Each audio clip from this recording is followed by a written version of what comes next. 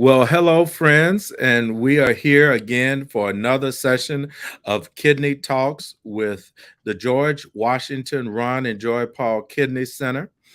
I am your host, Reverend Dr. Kendrick Curry, pastor of the Pennsylvania Avenue Baptist Church, and I'm so happy to be joined by the esteemed Dr. Joseph Keith Melanson, who is with the Ron and Joy Paul Kidney Center, and Dr. Clive Callender, who is with MOTEP, which is the Minority Organ Tissue Transplant Education Program.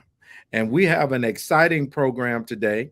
We're going to talk about polycystic kidney disease and what does it mean for my kidney transplant. So, gentlemen, let's go in and right away. I believe that we want to have some understanding about what in the world is polycystic kidney disease. Sure. Thank you, Dr. Curry, for having us here again. It's always a pleasure to be here with you and Dr. Callender. You know, two legends, and I'm happy that we are discussing this topic because it is a unique issue in the sense that, you know, so often when we talk about kidney disease, we wind up talking about these systemic problems that cause kidney disease, but Right. they cause a lot of other issues. So you talk about high blood pressure, you talk about diabetes, and you talk about obesity, right? And those are the three terrors that we have such a problem with in the African American community. But there are other reasons to have kidney disease, and it's ironic when you talk about polycystic kidney disease because that's a real genetic reason to have kidney disease. I tell people all the time, everyone wants to talk about genetic problems, but there are really few actual genetic issues. But this is one of them. This is actually inherited, usually. This is an inherited disorder, and it will cause kidney failure in a great majority of people that inherit this problem from their parents. And it's usually they inherit it from one side of the family or the other side of the family. Now, when you talk about genetic disorders, one of the things that's important to understand is this concept of penetrance. Okay. So just because it's kind of like you and your brother, you have the exact same parents and you inherit genes from each one. But just because you're inheriting those genes, don't mean that that gene that your brother inherited that turns on is going to turn on in you in the same way, even though you both have the gene. Okay. So it's like me and my brother. My brother has blue eyes. We have the same family, right? Same mom, same dad. He winds up having blue eyes. I obviously don't, right? So that gene that turned on in him, that recessive gene for him to have blue eyes, did not turn on in me. All right. So when you talk about penetrance, even though you inherit the gene, there's a percentage of times it's going to be turned on versus not being turned on. And that's a little bit different than dominant recessive, but you also have dominant and recessive. So there are genes where you could have one copy and it's dominant, right? And so again, keeping with the eye color thing, people with like darker color eyes, that gene tends to be more dominant over a recessive gene, right? So if you have the brown eye gene and the blue eye gene, you're probably going to have brown eyes, right? That's the way that works. And we see all of these things at play with something like polycystic kidney disease. It's a genetic disorder, so you will get the gene from your family, and then there are dominant variants where almost everyone that gets the gene, it turns on and causes the problem. And there are recessive variants where you could have the gene, but it's not dominant. So you may not actually get the disease, or you may get a really mild form that does not go on to cause kidney failure. We see all these variants. Again, the irony is, like so many genetic disorders, when you start talking about race, and Dr. Callender is a pro at this. I've seen him do this since I was a resident. But race doesn't exist. And sometimes when people get caught up in these notions of race, they wind up saying things, even in medical textbooks, that are fallacies. One of the fallacies was that polycystic kidney disease didn't happen in Black people. That Ha. was a fallacy. Because again, if you go to the genes, you see that so many of the carriers of those genes came from Northern Europe. But Sure. guess what? Guess what humans tend to do with one another? They tend to procreate with one another, right? So just because you're from Northern Europe or from Central Africa doesn't mean that those genes cannot merge, which is why race is such a fallacy, because there's been so much merging of genes since we first came in the world as humans that there are no differences based on race. However, in little areas of the world, because people tend to cluster, you can have ethnic differences. So Got it. for a long time, we, at least in the textbooks, they didn't think Black people got polycystic kidney disease, but that's not true. Polycystic kidney disease can happen in anyone, in a dominant fashion or in a recessive fashion, and it can go on to kidney failure, particularly when you have it in the dominant fashion. Okay, so now if you separate dominant versus recessive, the types of people that have dominant polycystic kidney disease, their kidneys cysts are so big that, and their kidneys become so enlarged. If you look at a person with polycystic kidney disease that from dominant polycystic genes, they can look like they're pregnant. That's how big their kidneys are. And they can even have these cysts on their livers. I've seen all variants of this throughout the years. And like I said, it's a rare cause of kidney disease, but it definitely is a cause of kidney disease. Now, here is one of the main differences when you're talking about genetic variants of kidney disease or anything that just affects the kidneys, unlike the three things we started talking about, which is high blood pressure, diabetes, or obesity. The good thing, if there's a good thing about having a kidney targeted disease, is that you don't have a systemic problem. And that's one of the main benefits of people that have these other issues. Since they only have a kidney problem, they tend to be healthier. Because, when you have diabetes, every organ in your body, every vessel in your body is affected by diabetes. Same thing with blood pressure.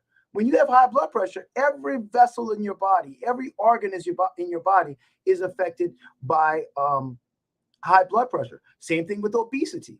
When you are overweight and you eat the type of diet that contributes to obesity, that's affecting everything. Every one of your organs is bathed in extra fat, and every one of your vessels has all that extra fat flowing through them, and that's how you get vascular disease. The good thing about something like polycystic kidney disease, it's a kidney-centric problem. So your vessels tend to be normal. Your heart tends to be normal. All your vessels are good. So when we operate on those patients, they tend to have better outcomes. If you are a patient, what you're always trying to do is you're trying to make your global health better. And, Dr. Kendrick Curry, you have spent your whole career pushing this in the church, and you are so correct. The healthier you are, the better it is for everything. It doesn't mean you're not going to get cancer. Doesn't mean you're not going to have issues. But whatever that issue is, it's going to be better handled by the practitioners because of the fact that you are healthier. So, but going back to polycystic kidney disease, a certain percentage, and it depends if you get it in a dominant fashion versus a recessive fashion, but usually at least half of those patients are going to go on to kidney disease at some point in their lives. You can actually have a genetic test that will determine if you have the gene that causes the problem. So families can do this if they know that the disease runs in their family. And I know that one of the questions that has come up in the past is, do everyone that have the gene wind up with the disease? And that's not true. But if you get it in a dominant fashion, the majority of people will.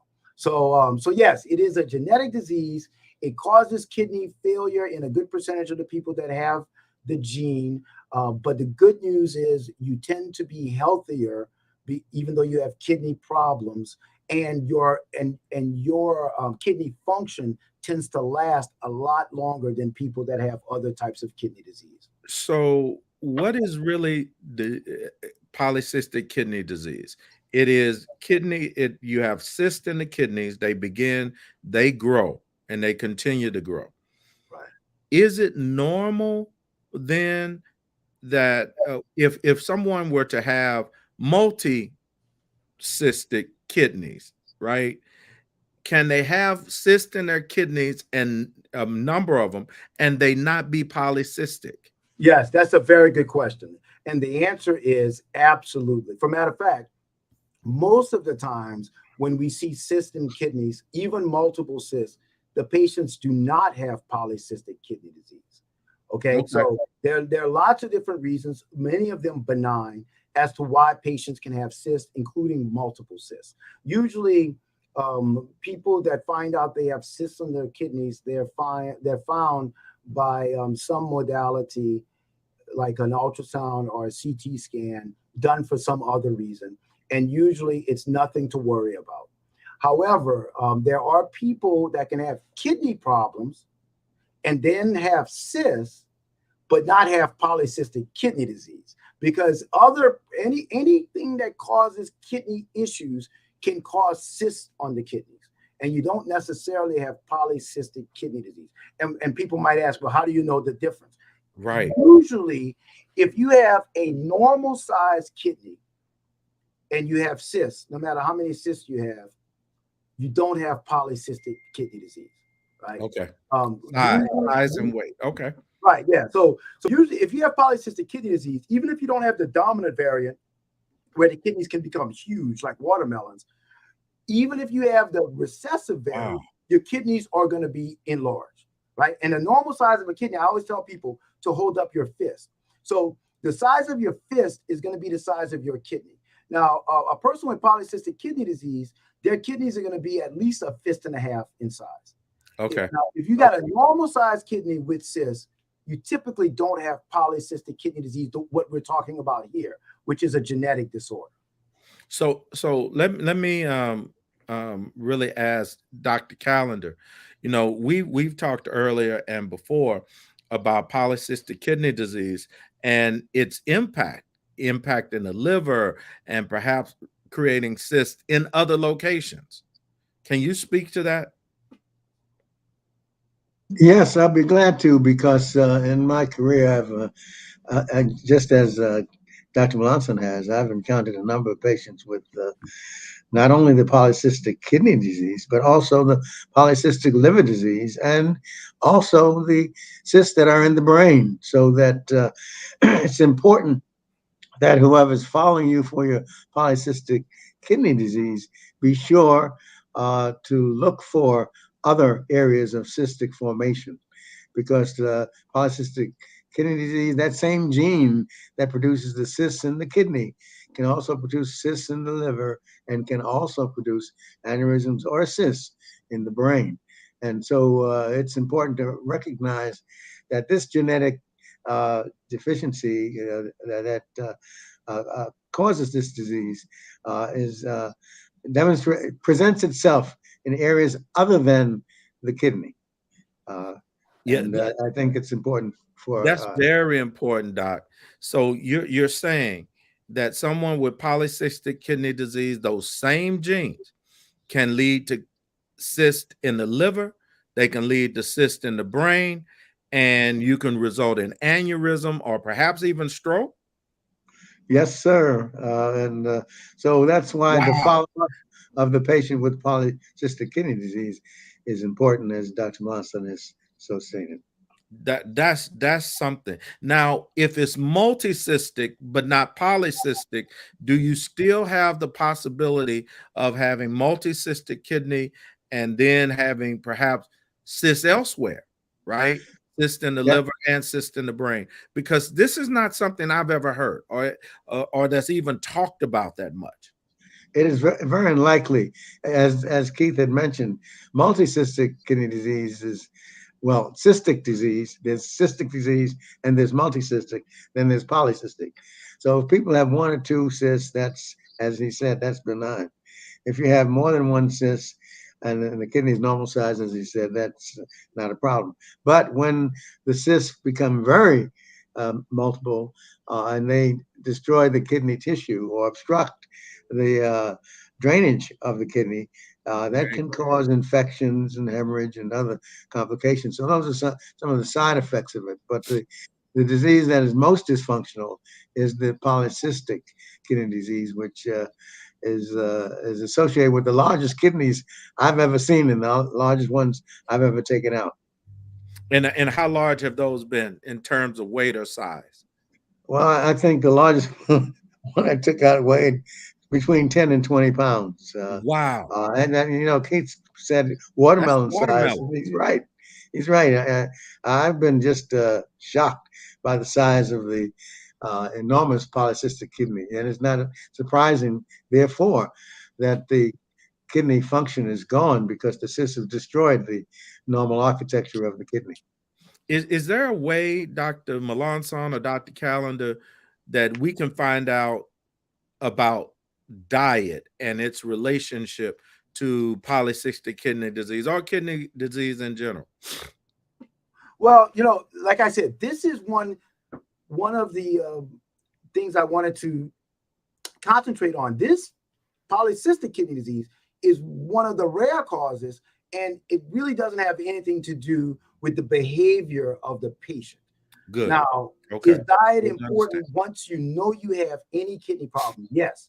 So again, people with polycystic kidney disease, one of the reasons that they do so well when we transplant them is because they are so much healthier because they have a kidney-centric problem. Got but it. what you can do, like if I knew someone had polycystic kidney disease and there could be end-stage kidney failure in their future, I would tell them to start to be more careful about their diet, because they are a group of patients that could really, what happens when you go to the doctor and they take a blood test, they start to be prognosticicians, right? They start to try to look at the crystal ball and figure out, well, if your creatinine is such and such, you might need to be on dialysis in 6 months, a year, whatever. Well, I can tell you, people with polycystic kidney disease, they will usually outlast the prognostications of doom. In other words, the doctor will say, I think you're going to be on dialysis in a year. And that person will remember that 5 years later when they're not on dialysis, because their kidneys, even though the architecture, like Dr. Callender said, is being destroyed, they have much more function than we believe, even when the blood tests show that their function is much decreased. So how can they take care of those kidneys? Well, they can eat a more kidney-friendly diet. One of those things is, lean meats instead of, a lot of red meat, getting lots of fluid, because that's the other thing. They make plenty of urine. People with polycystic kidney disease, Dr. Callender can tell you, even to the point when you're having to take those kidneys out because they're so big and they're causing problems, they're usually still making lots of urine. So that's why we try, as transplant surgeons, we try not to take them out, even if when we have to transplant people, because it's so healthy to make a lot of urine, even when your kidneys don't function well. But so the answer to your question, although on this topic, kidney disease, and on this show, we talk about the behavior of the patients, this is one particular instance where they really have no cause. There's no cause of what the patient is doing as to them going on to kidney failure because of polycystic kidney disease. They just got dealt a bad card in this situation. You're on mute, Dr. Curry. We are just so excited about what you're sharing. And for those of you that have joined us now, we are these are Kidney Talks with the Ron and Joy Paul Kidney Center. I have Dr. Joseph Keith Melanson as well as Dr. Clive Callender, and we are talking about polycystic kidney disease and how it impacts kidney transplant. And so I'm very excited about these answers. We've heard about polycystic kidney disease being genetic. We've heard a comparison as it relates to multicystic versus polycystic.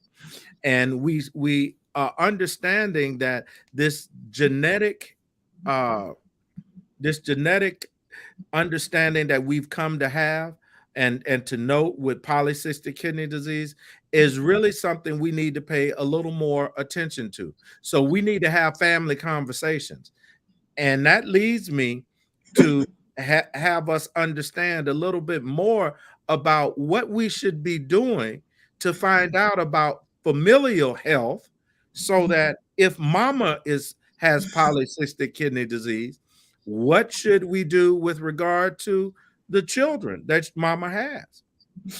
Yeah, that's a very good point. And it's a controversial because I'm gonna tell you why.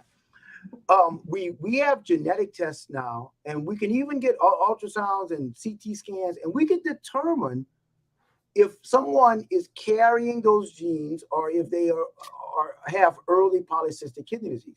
The question becomes, and the controversial part is, how is that going to affect the insurability of that person? Because now you're going to have a person that's diagnosed with a pre-existing issue, and that's a whole kettle of fish. And and it's unfortunate because during the Obama administration, they were doing lots of things to try to make sure that you couldn't call that a pre-existing condition, and then not give people insurance. But it's more of a kind of a gray area now. But the point is, if you carry the gene, we now have genetic testing that can determine it. Now, here it's a little bit more complicated than just saying there's one magical gene that causes polycystic kidney disease, because that's not true. There are literally hundreds, if not thousands. But what would have to occur is if the mother had polycystic kidney disease, and you knew this, you would get a blood sample from her, and then you get a blood sample from the daughter. Okay. And then you would figure out what abnormal gene the mom has, and if the daughter has it. If the daughter has the same gene that causes the polycystic kidneys in her mom, then chances are that she is going to have the same disease. That's the way we would do that clinically. Okay. Oh, now, wow. One other thing, because I want to reiterate something Dr. Callender said, because it's so important. He talked about how people with polycystic kidney disease can have cysts in their brain that can go on and cause strokes or aneurysms and death. So if a person has polycystic kidney disease in their family and they have headaches, they absolutely have to get that worked up to see if they have these aneurysms. You need to repeat that. Repeat that. Start over. Repeat that again. Yes. Because the people on Facebook and looking at this YouTube need to really hear this. Yeah. This is very, very important. And like I said, Dr. Callender was dead on correct. When you have polycystic kidney disease in your family and you have, chronic headaches, so the doctor tells you have migraines or whatever, you need to have your brain x-rayed with either a CT scan and or MRI to make sure you don't have cysts in your brain that can cause an aneurysm. So this is very important. And we see this with at a much higher rate in people that have polycystic kidney disease. Well, here's the thing. Some of the things you said are very scary to me. As a pastor, I am deeply concerned about the genetic connection between polycystic kidney disease going from mother to daughter, or however it happens in the family. And you said something earlier. You don't want this to be pre-existing conditions and have to contend with that. When we really began to look at this, everything you said, you've dispelled the rumor that this doesn't happen with people of color, Black folk. You've said that this can be genetic. And one thing you haven't said is that if this is a pre-existing condition, this is going to significantly impact the poor, those vulnerable, those closest to poverty. And that's a major problem. Yeah.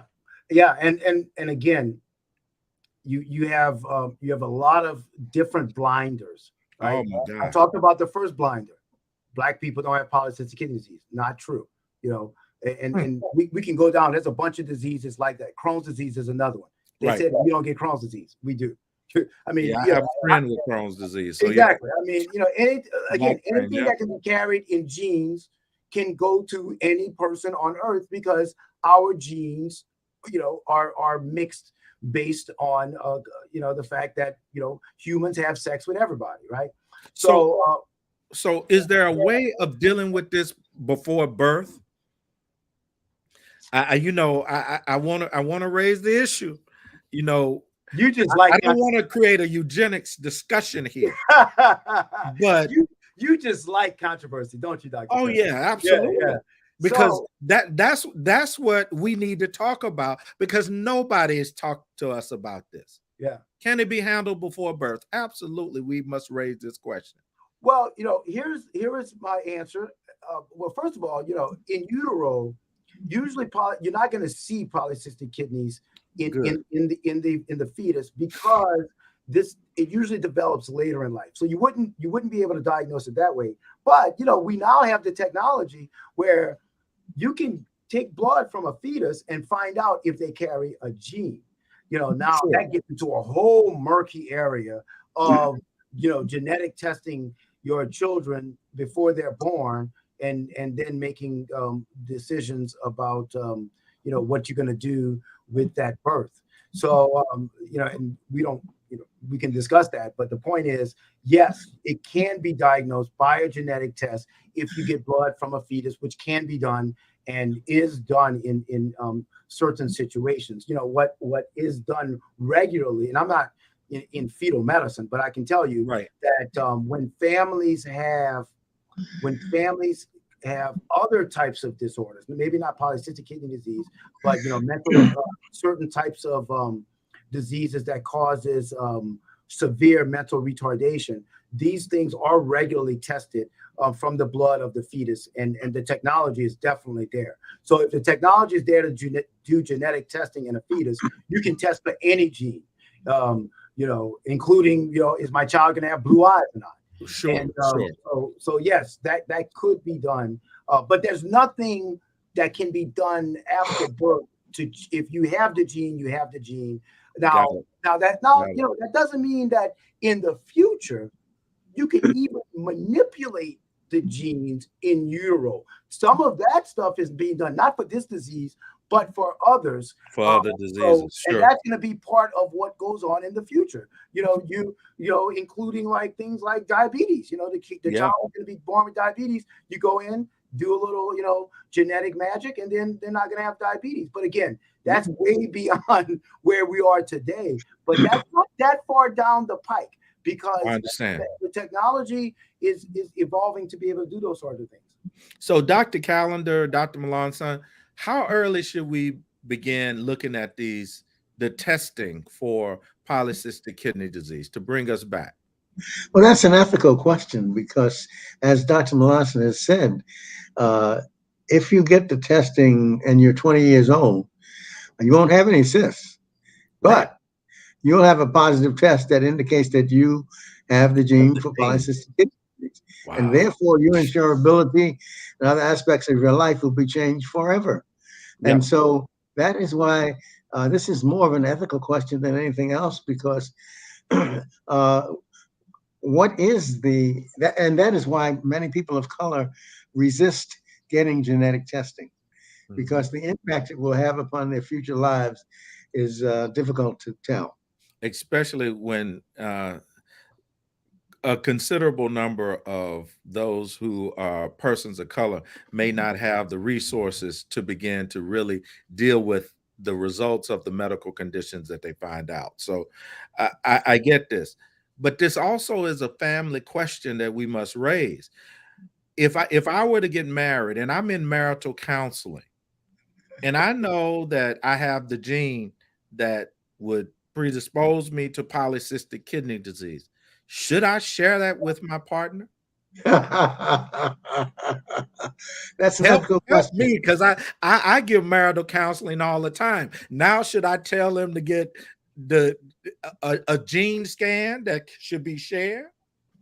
I would say no, only because, for example, most of the genetic diseases that we're talking about do not manifest themselves until later on in life.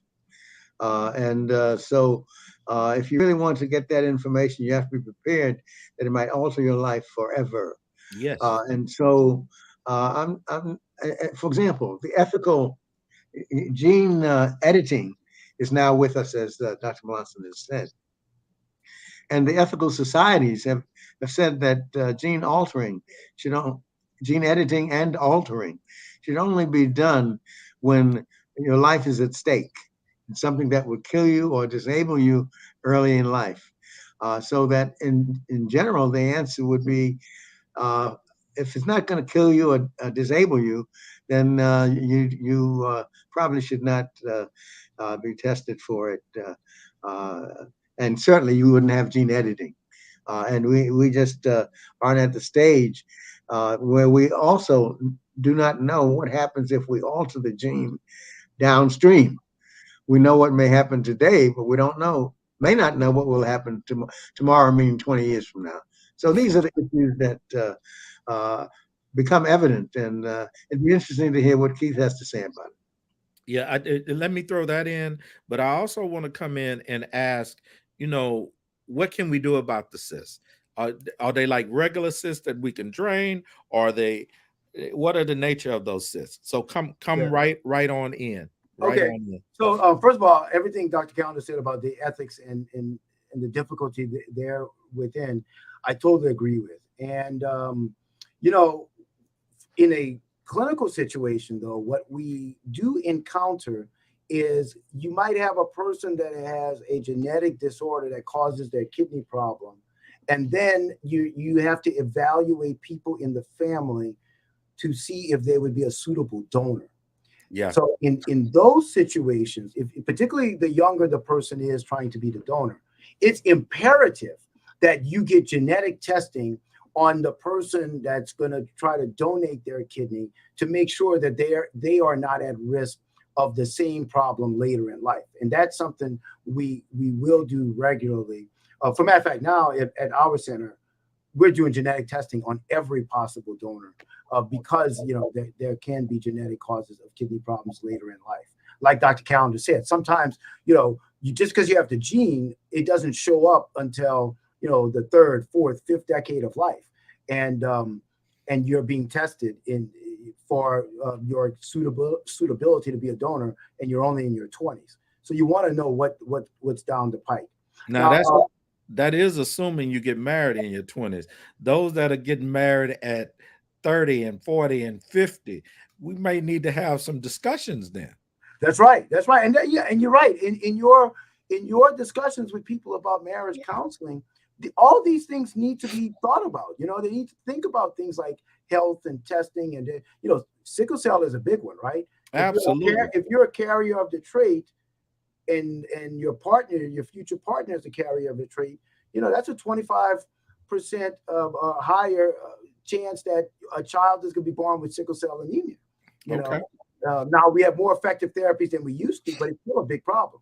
So I think talking about genetic testing of people as they go into marriage is, I think, important. But there is a whole ethical. I mean, you could do a whole ethics class just on that. Wow. But insofar as the treatment, there are various ways that these cysts can be treated before actually having to take the kidneys out.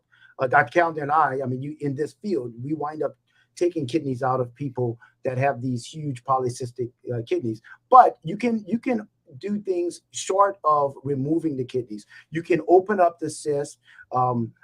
This is particularly well done on the liver. And my partner here at George Washington, Dr. Johnson, has helped me do some of these procedures where we have to cut out a section of the liver as well as open some cysts on the patient's kidneys in order to decrease the volume inside their abdomen, because these patients, their cysts can get so big that it's crowding out all the other viscera inside of the abdomen. So they can't even eat like a full meal because their stomachs are being crunched by the cyst. And I see. usually, when you have a combination of liver cysts and kidney cysts, that's when the compression is at the worst. But to your point, yes, you can drain some of the cysts. You can do a resection on portions of the liver to try to decrease some of the problems. But eventually, if the cysts continue to grow and it continues to be a problem, particularly with recurring issues like what Dr. Callan said, bleeding and infection, then you really just need to take the kidneys out and a kidney transplant. Yeah, and I think the indication that I've used for nephrectomy is when you have serious infection or you have hemorrhage, because they can compromise the circulation and cause hemorrhage. So when you have those kind of infection or hemorrhage or intractable hypertension, those were the reasons why I would have taken out the kidneys in the past. Okay. There's a question from a young lady, and I need y'all to answer this one because it's my wife. She says, "Thank you so much for the critical information. What can a person with polycystic kidney disease do to slow down the growth of the cyst? I think you've answered the diet question, but are there foods and other things to avoid? And you've heard that caffeine can increase cysts in a person's cystic tissue in the breast. Does that apply to cysts everywhere or elsewhere in the body?" Yeah, that's a great question. Of course, your wife is brilliant, and so she asked a brilliant question. Yeah, and like Dr. Callender alluded to earlier, we know she's the smartest Curry in that household. And that's But, okay. yeah, You always marry up. You always marry up if you can. exactly. So I'm not threatened by that. Right. And we all married up because I know Fern Callender runs that household. That's and, right. And my wife, she's okay. She's okay. But the point is that your wife asked a great question, and but unlike the breast, caffeine nor anything else that the patient does will cause the cyst in the kidneys to grow.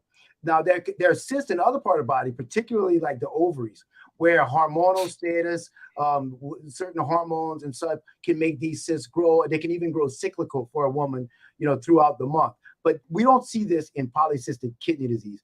Polycystic kidney disease, the cysts, they have a mind of their own. They're going to grow based on the way the genes work in your body, and there's really nothing you can do. Like I said earlier, the only issue with diet is as your kidney function goes down, there's a healthier kidney diet, and that usually means decreasing protein, because your kidneys have to process so much of the breakdown products of protein, and then trying to decrease the sorts of foods high in preservatives, which we've talked about numerous times on this program, because those sorts of things also build up in your body, the toxins that are in preservatives. But other than that, there's really nothing else that these patients can do to decrease the severity of their disease. You're on mute again, Dr. Kerr. So with any other cyst in the body, to be clear, things like caffeine and things like other things like that will not impact cyst growth, whether it be polycystic or whether it be just multicystic in the body. That's correct. Okay. Yeah, that's correct. I'm very grateful for this, because I think this is something I haven't really had a discussion about, or know too many discussions about. But I do want to ask the question, since you all are transplant surgeons, since you both are esteemed transplant surgeons, how does having polycystic disease impact transplants, right? The difficulty getting that watermelon out, if it's a watermelon, and finding someone else that's a match, considering that may be a person that has the same gene type or gene scan as the one that has the polycystic kidney disease that needs a kidney removed. Yeah, no, we see this, and it is an unfortunate situation where you have a person, because again, you can have numerous people in the family that have the disease, but not everyone goes all the way to needing a transplant. But Sure. then the person that does go to transplant, all their siblings and their parents have the disease, so they can't donate to them. So yes, we definitely see that as an issue, and so that's one issue for people that need a transplant. The second issue is, like you said, they can have these huge kidneys inside of their bodies, and then they need a transplant where you need room to be able to place the transplant. So you might Right. not have room, and so you may have to take the kidneys out before, or at least take one out in order to do the transplant. I have Yeah. done in my career, and I'm sure Dr. Callender's done this as well, where you go in and remove a kidney and at the same time do the transplant. But that is not without possible complication. And I'm going to tell you why. First of all, it's just a much bigger operation. But, and this is kind of, inside baseball talk, but inside those cysts, the way the body breaks down different chemicals and stuff, you have active chemicals, and when you manipulate those cysts, it can drop the patient's blood pressure. Oh, And, wow. and you wouldn't want that to happen at the same time you're getting a new transplant. And I've had that happen numerous times to me throughout the years. So we don't like to take them out and do the transplant at the same time. That's a big operation. Their blood pressure may drop. So we rather, if we need to remove them, and then do the transplant. But like I was saying earlier, apart from that, people with polycystic kidney disease tend to be healthier than the Right. typical transplant patient. So they are definitely candidates for transplant. They typically do well, if not better than the typical transplant patient. So they are good candidates. And as far as live donation, they usually need to have a live donor outside of the same genetic makeup. So if it's a husband who and it is in his family line, his wife could donate to him, or a friend could Sure. donate to him, Sure. but his brother or Sure. sister probably will not be able to. Wow, this is amazing, and I know there are many folk watching. If you have questions, don't hesitate. This is a major topic: polycystic kidney disease. How does it impact your transplants? But we have doctors here, and they're available to answer these questions. So please put your questions in the chat on Facebook, on YouTube, however you're watching this particular program, because this is significant. I do want to look at how does one get support when you have polycystic kidney disease? What's your social circle? Um, is there a group of others that we can talk to uh, and tell our story? Yeah, it's funny you should ask that, because one of the strongest internet groups for any type of kidney disease are the patients with polycystic kidney disease. Wow. Because, and I think it's because, a lot of times they get diagnosed early in life, and and and therefore they have a long time of dealing with this problem, and they've created these support groups that honestly predated even the social media stuff that we have today. So Wow. it's only proliferated, but they have one of the strongest communities out there on the internet. And again, I think another one of the things that's kind of unique about polycystic kidney disease is that because it is a genetic issue, and you're not talking about a disease that affects more poor patients. Because remember, when you start talking about diabetic kidney disease, hypertensive kidney disease, you're talking about the types of people that we always talk about have, poor access to healthcare. Well, people with polycystic kidney disease, that cuts. I mean, if you have the gene, you have the gene. You could be a billionaire. You could have all the degrees in the world, but you inherited that gene. So because you have so many people at the higher end of the education and socioeconomic ladder that have this problem, you have a lot more discussion in those groups about this disease. So I believe that's what impacts on why there's such strong support. But like I said, Given for almost any other kidney disease, this patient group has the strongest support of any other patient group that I know of. Yeah. I would like to let you know that I would agree completely with what Dr. Melanson has said.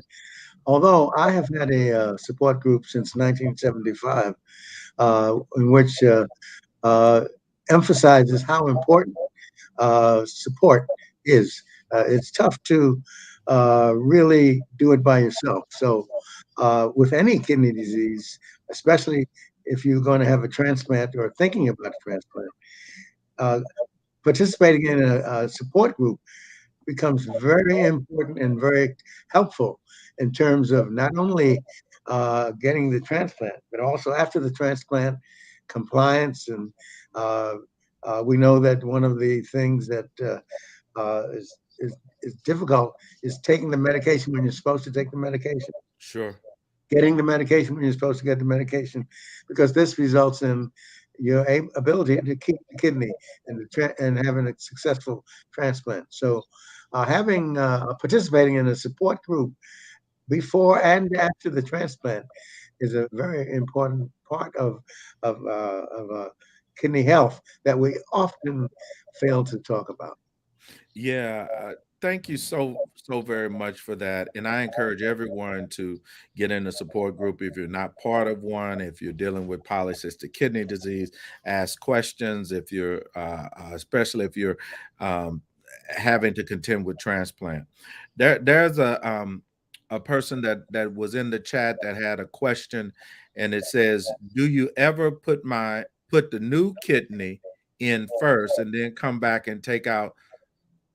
old the old kidneys out. Yeah, yeah, there are occasions. Again, if you don't have a space issue, if the kidneys are not so big that you can't do the transplant, we will often do the transplant first, and then go back and deal with the old polycystic kidneys later. Primarily because you're in a much better state of health when you have good kidney function. So yes, that can be done, and sometimes you can just leave them in and not ever have to take them out unless they're causing problems. So the answer to her question is absolutely in the affirmative. Yeah. How do I know if I have polycystic kidney disease? Will I sense some swelling? Will I how will I know? I want to go back to that so that folk will know to talk to their primary care physician and see if they need to be referred to a nephrologist. Well, it's like other forms of kidney disease. I think just with the added caveat that people in these families tend to know that they have this disorder carried in their genes. But if you I see. don't, I then see. you would have to get diagnosed, just in the normal way that kidney disease is normally diagnosed, which would be over time in your yearly checkup, the doctor starts to notice some kidney dysfunction. And as you well know, Dr. Curry, we've talked about the protein in the urine could be an Yep. earlier sign, or some of the later signs, which would be the creatinine starting to increase, or swelling in the legs, or swelling in other places. Dr. Calendar's right, though, in saying that in these patients, oftentimes the first thing that shows up is none of those things. It's just all of a sudden they have high blood pressure, and Got it. they never had high blood pressure before. And so the doctor starts this workup and realizes they have polycystic kidney disease. I So see. that can be the first way that they get diagnosed. But like I said, a lot of these people, they will know that they have cysts because somebody in their family would have known about it. And somebody in Another the chat, way is go ahead, to Doc. for the doctor to just examine the patient. I know Yes. that's old fashioned, but the good old history and physical examination may find that suddenly that you find that the side where the kidney is enlarged. And often that may be the first time that they become aware that they have polycystic kidney disease because Yeah, Dr. Callan is hilarious. That doctors would always examine patients. Isn't that's so funny? But he's right, because you can pick this up on a physical examination, because you can actually, when their kidneys grow, you can actually feel them underneath the rib cage. And a typical patient, again, if you got a normal sized kidney, you're not going to feel it. You're not going to feel that kidney. But people with polycystic kidney disease, you actually can palpate the kidney because they tend to get that large. Oh, wow. Wow. There's someone that wanted to know more about the support groups that you mentioned earlier. If you had that information, let's get that information out there, because folk would like to know about that.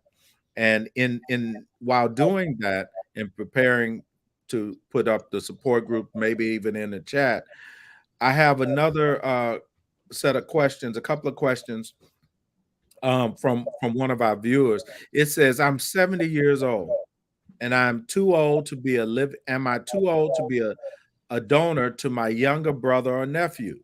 And then why does polycystic kidney disease skip around within families? So those two questions. Right. All right. And so, all right, I'll answer the first one. So I can tell you, I've had kidney donors that have not only been over the age of 70, over the age of 80. So you can be a kidney donor even at an advanced age if everything else is okay. So yes, you can be a kidney donor if you have good kidney health and you're otherwise healthy. And of course, don't have polycystic kidney disease. And then what was the second question again? It was why does polycystic kidney disease skip around within families? Oh yeah. Well, remember when I first started, I talked about this concept of penetrance. Right. Penetrance. So just because you inherit a gene, it doesn't necessarily turn on. Now, why genes turn on in some and not in others, we don't totally understand that. I mean, the science of all of that. But that's why everybody could inherit the gene if it's a dominant gene, and some people will have it turn on and some people won't. Now, even if it's not turned on, you can still be a carrier. And we see this, right? And that's where you see the jumping around. So in one generation, you got two men and one lady. So the two brothers have polycystic kidney disease, and the young lady doesn't. She still has the gene. Then in the next generation, her son has the disease. It's because in her, the gene did not turn on, even though she has it, but then in her son, it turned on. So that's why these things can jump around, which is why, just like Dr. Callan was talking about, a doctor doing a very good physical, doctors should also do very good histories. And one of the things we learned in medical school was to ask those questions about diseases in parents and grandparents, in siblings, because these things can jump around, because genes can be funny things like that. And so that's the answer to your question. Okay. Dr. Callender, anything to add with that? Well, it's amazing that Dr. Melanson is so gifted at breaking things down and making it so simple. I'm always amazed at his gift that God has given him to make it simple. All right. Well, look, I know that there are resources that are available. One is pkdcure.org. If we can put that up on the screen. And I know that there are other support group information that's available. We want to make sure we get that information out as well. One of the things I wanted to ask you, both gentlemen, is there any other question that I may have left out that we need to really deal with regarding polycystic kidney disease? As it relates to the group, for example, that I have had since 1975, if anyone is interested, if they would email me at ccalendar@howard.edu, I would give them the way to get into that group, because every Thursday from 9 to 10 o'clock, we have a group that talks about all of the new issues as well as transplant issues. And that support that the groups provide for each other is critical. And I'll would you repeat that, Dr. Callender? Would you repeat your CALLENDER, C calendar at howard.edu. And I will forward you the way to get into that group any Thursday from 9 to 10 o'clock in the morning. As a matter of fact, both of you have participated in that group. Dr. Kerry talking about his phenomenal church, and Dr. Melanson about his phenomenal work that he does. And right. so, but in terms of anything else, I just think that other genetic diseases, I think Dr. Melanson may talk about some of the other genetic diseases that exist that we often don't talk about. Well, before he goes there, we did have another question, and I want to get our audience's questions because this is a very important topic. It says, "Why are the cysts filled with collagen?" Yeah. So when your body breaks down products, right? What happens is anytime that you ingest anything, right? So from foods to alcohol to all of that stuff has to be metabolized. That's just normal digestion, right? And when digestion is working normally, these chemicals, they go to your liver, they go to your kidney, they go through your intestines, and the body is very, very good. It's a complex process, but the body is extremely, exquisitely talented in taking all that stuff we put inside of us and metabolizing it and excreting it from our body, either through sweat or through urine or through the feces. We are good at doing that.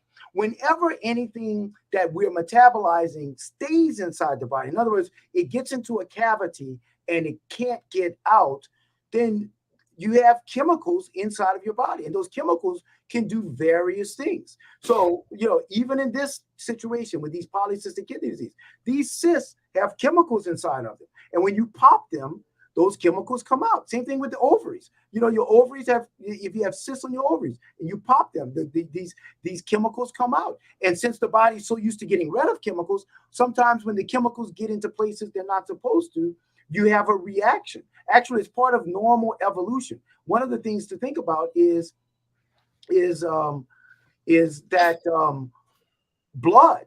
Like blood, I tell people all the time, blood inside of your body, it goes through all the vessels. That's where blood's supposed to be. If blood leaks out of a vessel and goes into your abdomen, it's very painful. Why is it so painful? Because from an evolutionary point of view, you want to know if you're bleeding, right? So the body acts to chemicals because it's important for us to know when something is wrong inside of our bodies. And that's the way to think about it is, those signals should not be ignored, which is why, we talked about the headaches in people with a problem like this. You don't want to ignore that because that can lead to a real issue. And if there's a message I want to leave people with today, there's so many problems that can happen where a person, the body was giving them signals. When your body's giving you signals, you shouldn't ignore it. Now, you don't want to be a hypochondriac and be at the hospital all the time. But if your body's all of a sudden giving you a new signal from chest pain to abdominal pain to headaches, and it's not, something that seems minor, you need to be cognizant of that. All right. Well, thank you, Dr. Melanson, Dr. Callender. This has been an outstanding webinar. And you have heard it, my friends that are out there. Kidney Talks with the Ron and Joy Paul Kidney Center. That's the George Washington University. I'm your host, Pastor Kendrick Curry, the Pennsylvania Avenue Baptist Church. And Dr. Melanson is right there at the George Washington Kidney Center, one of the best transplant surgeons in the area, in the region, and probably in the country, but don't tell him I said that. And then Dr. Callender, who is probably the godfather of transplant surgeons in the DC area, and literally he is the founder of MOTEP, which is the Minority Organ Tissue and Transplant Education Program. We've had a great program. I just hope you Tell your friends about this, replay it. We've heard about polycystic kidney disease. This has been a blessed time. And I just encourage you to share the wealth of information. Please like our broadcast, share it everywhere. Just continue to hit the like button, because polycystic kidney disease was discussed by two of our best physicians anywhere. Thank you so very much. God bless you. And we look forward to you joining us again on another episode of Kidney Talks with the GW Ron and Joy Paul Kidney Center. Thank you so much. Have a blessed day. Great weekend. Be safe.